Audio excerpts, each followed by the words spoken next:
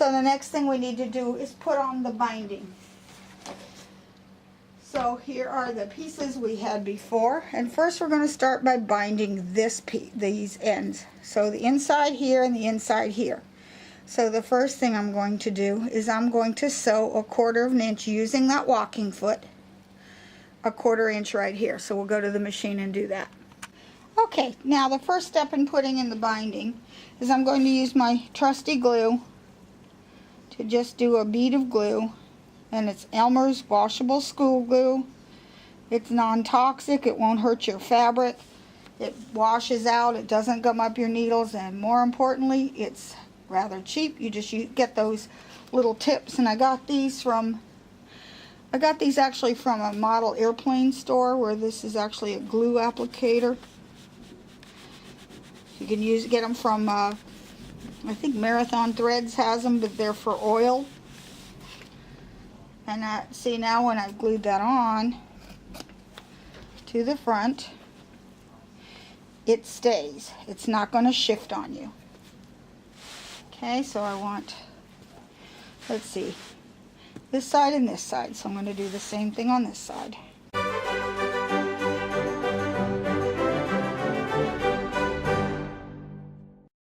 Okay, and now we're going to go to the machine and sew 1/4 inch along this edge. For this particular machine, I have selected a straight stitch. I set my stitch length here about, I'd like it at maybe 2. My stitch length, because I have measured this, so what you want to do is go to your machine with a ruler, put your ruler at the edge of the foot, and you're going to move that needle until right or left until your needle hits right on this 1/4 inch line. What you might have to do is, it depends on your foot. Each walking foot can be a little different. So you want to measure it every time. Okay, so now I'm going to use this edge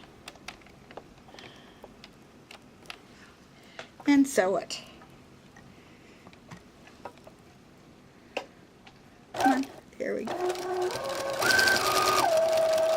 I put in green thread in my needle and in my bobbin, and I'm just using the right edge of the foot as a guide.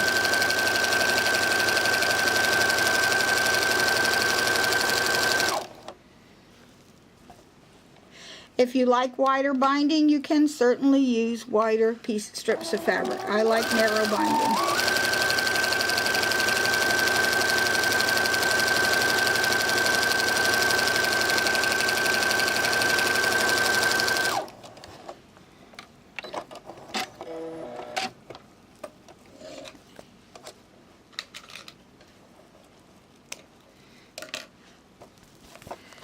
So now what we want to do is we want to wrap this to the back. And I'm going to again glue this so that it covers the stitching and glue baste it down.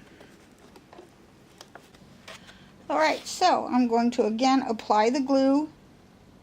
Just need a little of it just inside the stitching line. This is terry cloth, so you can probably put a little more glue than that. I'm going to wrap this over so that it covers the stitching line I just made and press it into place.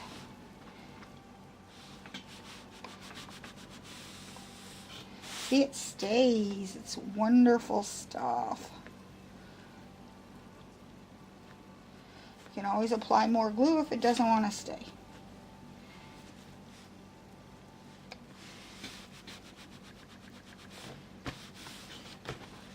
So now we're going to stitch in the ditch right along here. So I'm going to do the same thing on this side.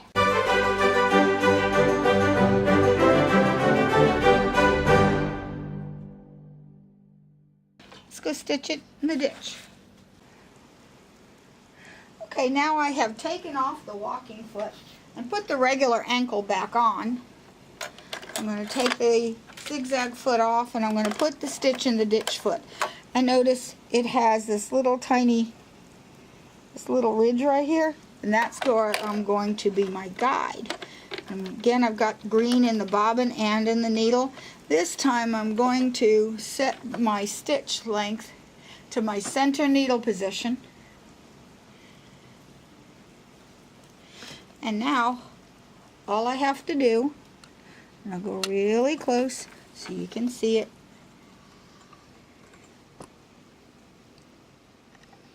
Okay. So now I've got the blade, my green thread in. Going to place that blade right in that ditch. Because everything's glued down, you don't have to give it a little push. And I'm just going to run that blade right down the ditch. Okay.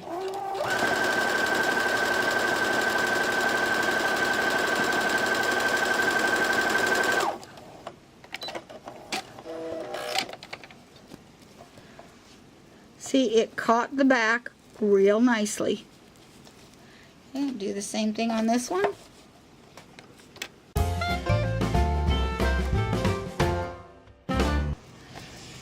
Wonderful! And I usually do not like sewn-on binding. I like mine by hand so that both sides look the same, but this is a pot holder and I need it to be sturdier than what would happen when you bind with a hand stitch. Okay, now we're ready to put the two parts together. Okay, now I'm ready to put it together. So there's a lot of bulk here. So I'm actually going to pin it down. And I'm going to baste these edges all the way around first before I put the binding, because there's a lot of bulk here. And I don't want this to shift on me. So I'm going to take this and just do a basting stitch all the way around. There's too many layers for glue, so we're going to have to revert to the old-fashioned basting.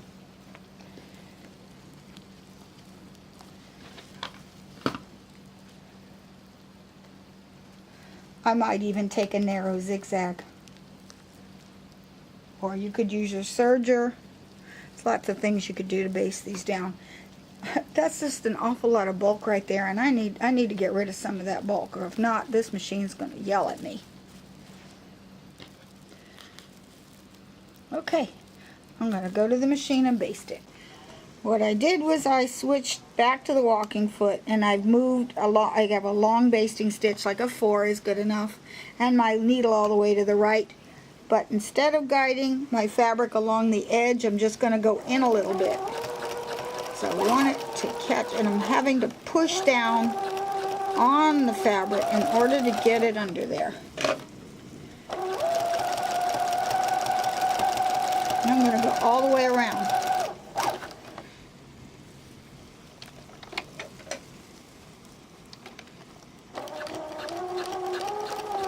Pushing it down, and I'm guiding halfway through.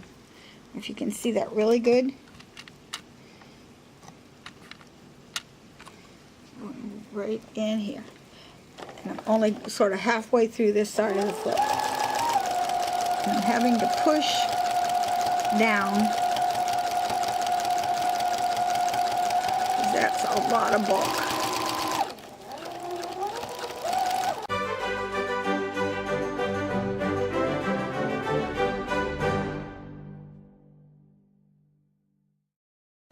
Okay, now what I have done is, here's the binding. We're ready to put the big piece on.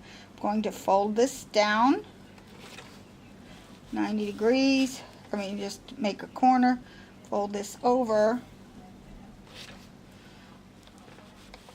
and there's my starting point. So what I'm going to do is now we're going to start in the middle. So we are going to apply the glue, maybe right here. I usually do about half of it. Okay. I'm going to leave at least maybe right here. I'm going to go almost to right there, and I'm going to start laying this on the edge. I want to see a little bit of the edge, and I want to heat set this down all the way down. I want a good, okay, that part now here. Come all the way to this end. I'm putting it right on that line, that basting line. Come all the way across. Heat set that in place, because now it will be basted. Good height. Okay. Okay, I'm going to turn this way. And I'm going to fold this, pull this binding so that I have a straight line with the edge and the corner. And I'm going to heat set that. Just press it in. Okay. Where that crease is, this is where I'm going to, okay, it's too hot. One thing about a friction pen is it goes away with heat. So if it's hot in the first place, it doesn't mark at all. I gotta get it cooled off. Okay.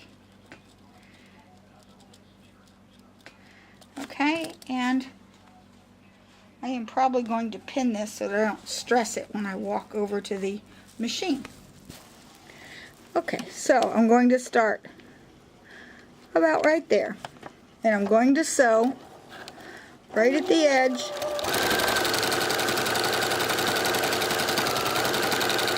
Right at the very edge of the fabric. Remember, my fabric's even with the end of the foot. Until my needle hits that diagonal line I made. Okay, turn it and stitch off. Back to the ironing board. Okay, so I'm going to fold this back like that. I'm going to put a little bit of, and then I'm going to fold this back so that this edge is even, but it leaves just a little bit of the stitching. You can see just a little bit of the background fabric, and give that a press. So I got my crease, and then I'm going to apply my glue all the way down this side.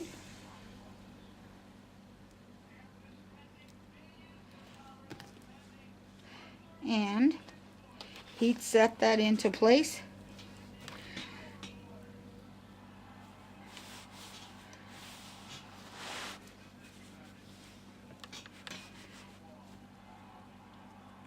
Okay.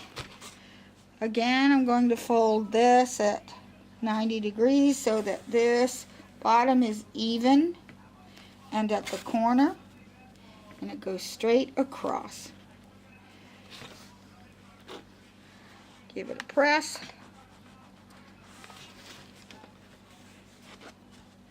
I'm just going to pin this in. And I'll mark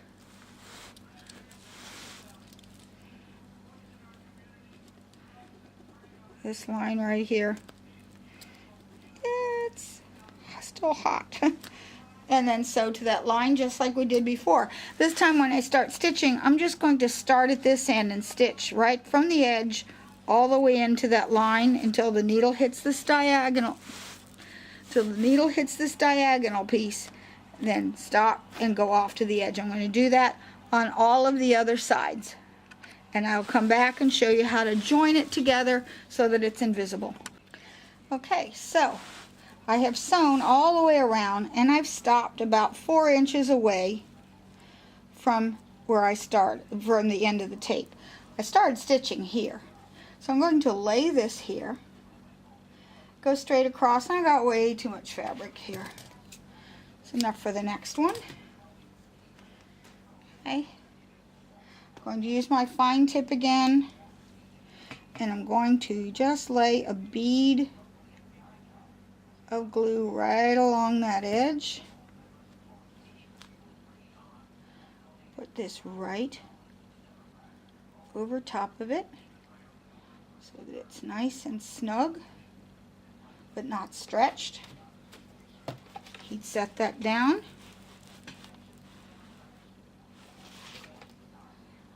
open this edge here, put a bead of glue along this fold,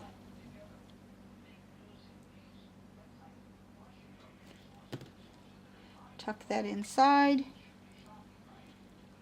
fold that over, set it down. Make sure it's good and set. Okay? Because now when I pull this away, I'm going to pin these ends together just simply to keep them from making me crazy. I didn't press out all those marks. Okay. Now I carefully open this up. This side, I'll open it up. This side I open it up carefully because it could have a little bits of glue that are stuck, sticking it together.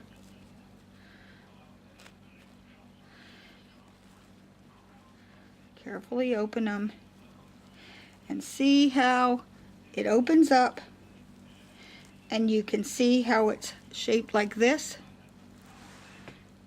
And I'm going to sew right on this line, and I can mark it for you.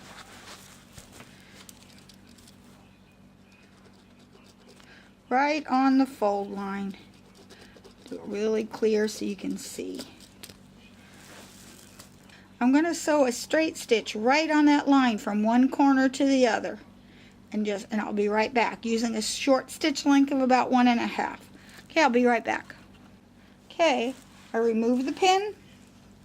I'm going to pop open the glue on the seam. I am going to trim this to 1/4 inch. Press it open just like I did the joins. I can just finger press it, that's fine. It does not have to be pressed with the iron. Okay. Now I'm going to lay this up. Now it's a little loose, so if you feel a little more comfortable, just put a little glue here. I'm using this big one because this is terry cloth, so I can't really put enough glue to get it to soak in. Okay. Heat set that edge. Sometimes the glue bleeds through the cotton. We'll see. If not, we'll just add more. It did. It did very well. Okay. Now I just continue sewing from this edge across this edge, and I'm done. There, you can't even tell where it's joined. Can't see it. Can't find where you started and where you stopped. Okay, so the first thing I'm going to do is press all these seams out, because we've got some thick bulk to go through, so I need as much help as I can get. So I'm pressing them all on the outside. Nice crisp edges.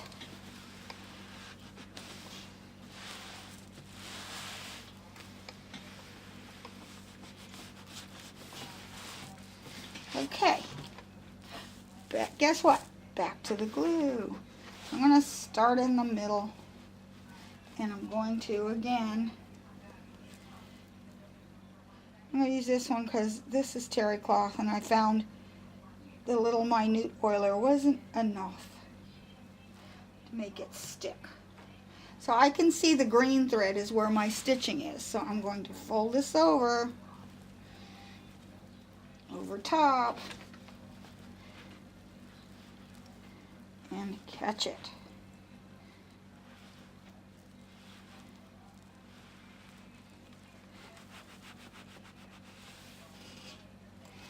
Okay, didn't quite catch there on the end. Okay, now this little bit, usually do about 4 or 5 inches.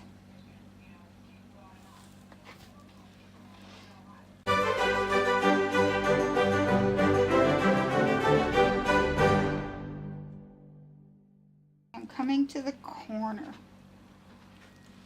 So I want to press that flat.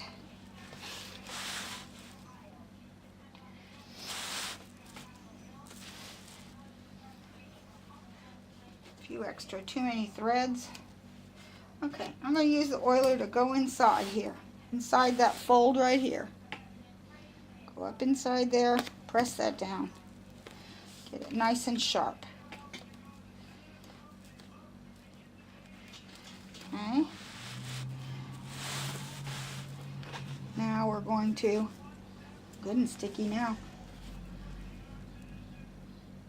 Not quite enough here. I don't want that coming loose. You know you have enough glue when you hear it sizzle. Okay.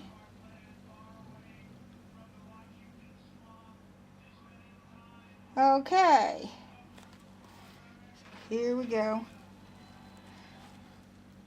I want to pay particular attention to this miter, so I can get that miter nice and crisp if I can. If not, don't worry about it.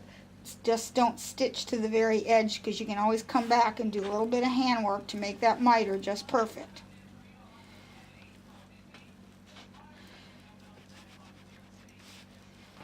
Okay. Got a little bit too much fuzzies over here. Cut them off. Okay, and I'm going to do that all the way around.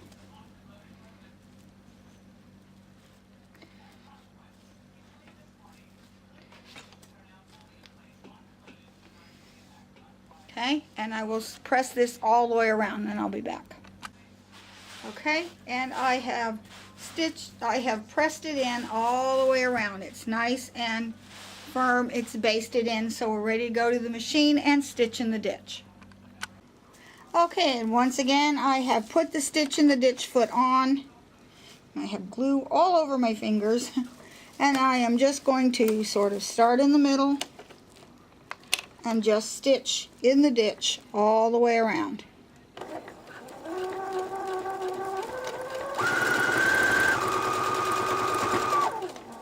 Believe me, this saves a lot of time.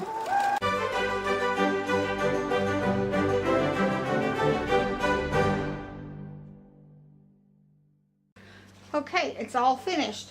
Although I do have to admit, after you're done, you're going to have to really clean up your cutting board, because it's got all that terry cloth lint all over it. So here it is all finished.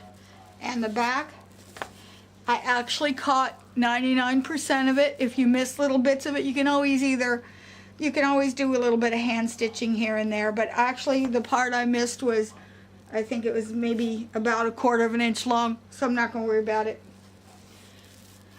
So here it is all pressed and all finished. So, hope you enjoyed this project. So if you have any questions, give us a call at Attic Treasures at 490-1536, or you can send me an email with any question at waltzquilt@yahoo.com. If you would like a copy of the cupcake design in PES format, it fits in any 4x4 inch frame, and just send me an email request at waltzquilt@yahoo.com. So until next month, we'll see you again. Thank you for watching. Happy sewing!